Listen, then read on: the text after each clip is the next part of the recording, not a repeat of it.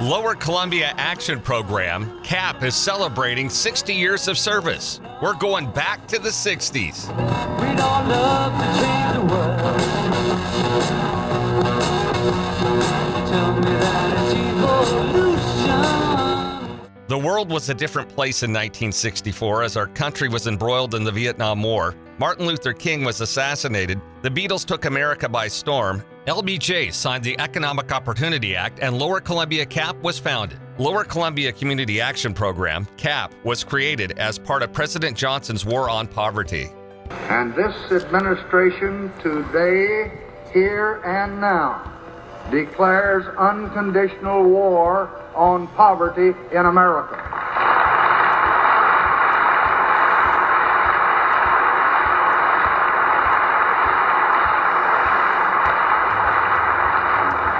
And I urge this Congress and all Americans to join with me in that effort.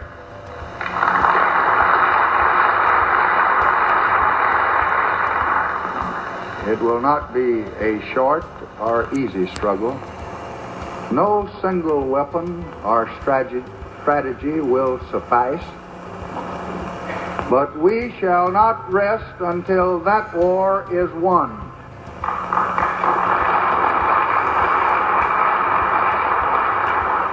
The richest nation on earth can afford to win it.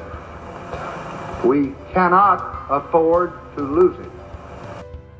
That means Lower Columbia CAP is one of the longest-running self-help programs for low-income families in the United States. For 60 years, Lower Columbia CAP has been in the business of helping people realize their goals for a better life for themselves and their families. By giving them a hand up, not a handout, Lower Columbia CAP helps people to be successful in their lives, and that means a better, stronger, healthier community for all in Cowlitz and Wahkiakum counties. Basic to the philosophy of community action is that the community itself identifies and works together to solve its most pressing problems over the years. So, community action plans have been in existence for 60 years. The events leading up to that are really a spin-off from our experience as a nation dealing with poverty during the Great Depression and the New Deal, and then the war in Europe, World War II. And at the end of all that government spending, we still had pockets of poverty. And it was frustrating for academics, for political leaders, and people all across the nation. In 1960, John Kennedy ran for president, and particularly in his campaign in West Virginia, he was confronted with such abject poverty that he had never seen before, coming from a very wealthy background. His vice president, Lyndon Johnson, had been a school teacher in South Texas in some of the most poverty-stricken areas. They both collaborated on trying to design a war on poverty that would be effective. Johnson in particular demanded that it not be top-down from Washington, D.C. to the locals, but that it truly was community-based, hence the name. A lot more flexibility at the local level to try different things, to tailor the programs to meet the needs of each individual community. And those programs that are really successful can be spun off and run independently.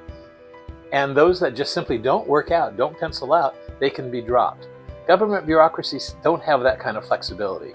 And that's one of the great things about CAP. We can try different things based on meeting local needs. Funding comes from the federal government, and it comes in the form of community development block grants. For example, when I was on the Longview City Council, we would get hundreds of thousands of dollars to spend addressing the needs of poverty. And we would solicit bids, and Lower Columbia CAP would always come forward with proposals. There were other agencies that would propose those too. As a high school teacher, I used to share with my students all the different options. And as often as not, they would rank the projects in the priorities that they felt were important. And CAP programs almost always rated very high because they were community connected. And it's pretty neat. Our kids were able to predict what the Longview City Council usually picked in order to fund. It's a great idea for community action funding. Our roots are embedded in this community, in being responsive to the community needs, as well as creating and incubating programs to meet emerging community needs. Lower Columbia CAP has founded a number of programs that grew into important vital organizations themselves, including Cowlitz Family Health Center, the Emergency Support Shelter, Ethnic Support Council, Head Start, the Saturday Farmers Market, and FISH, just to name a few.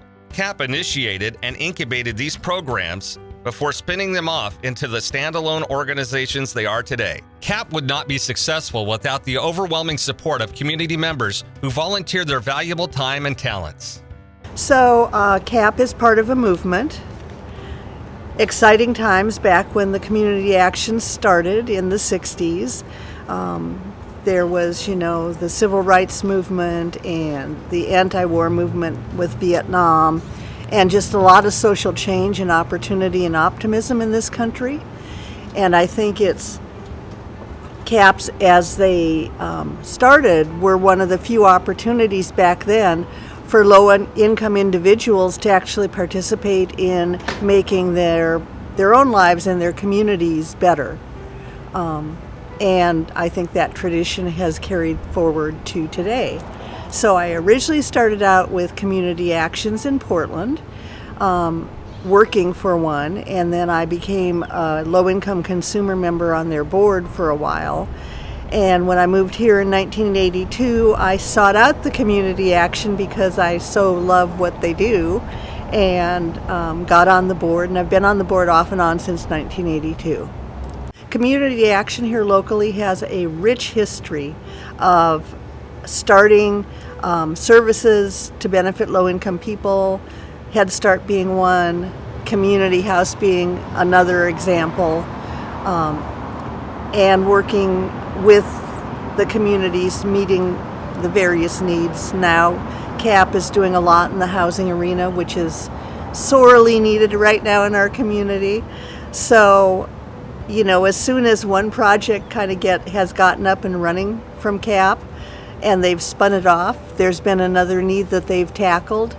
And I can't be more proud to have been a part of the board off and on since 1982, and celebrating the 60th anniversary is awesome. I will be dressed up in my 60s attire at the event. I'm Lois Sigurdsson, 80 years old now. I've been with CAP for many, many years, and they have done so much to help.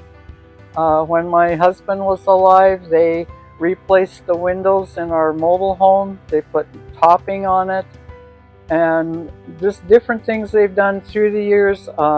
They found me, when he passed away, they found a job for me at the Kelso Chamber of Commerce at the Visitor Center.